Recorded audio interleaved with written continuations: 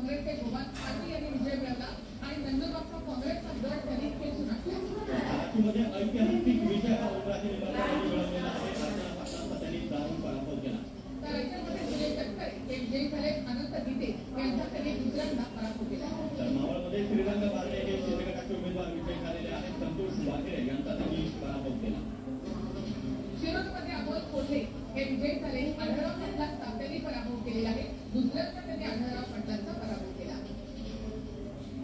तर दिग्गजांचा पराभव तर त्यामध्ये छत्रपती संभाजी महाराज ठाकरे गटाचे चंद्रकांत खैरे यांचा पराभव. बारामतीमध्ये सुनेत्रा पवार यांचा देखील पराभव झालेला आहे आणि हा पराभव अजित पवार यांचाच मानला जातो. तर दिंडोरीमध्ये डॉक्टर भारती पवार यांचा पराभव झालेला. कांदा आंदोलनाचा त्यांना फटका बसल्याचं बोललं जाते.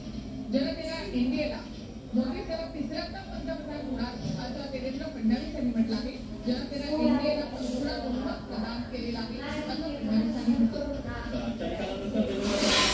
पहिली प्रतिक्रिया कार्यकर्त्यांचं अभिनंदन करतो असं ट्विट देवेंद्र फडणवीसांनी केला. जनतेला एनडीए नाट्यमय वाढणावरती ही निवडणूक आली. कारण जवळपास 10 ते 12 खेळामध्ये पंकजा मुंडे आघाडीवर होत्या. मात्र शेवटच्या 2 फेरीमध्ये भजन सोनवणे आता अगदी 29व्या फेरीमध्ये भजन सोनवणे 2000 मताची आघाडी घेतली. त्यामुळे बीड राखण्याचा कोण हे आता आष्टी विधानसभा मतदारसंघ ठरवणार आहे.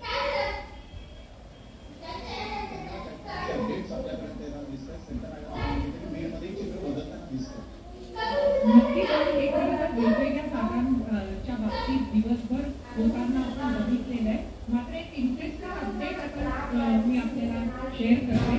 देवेंद्र फडणवीस यांनी एक ट्विट केलेला आहे आजच्या संपूर्ण आणि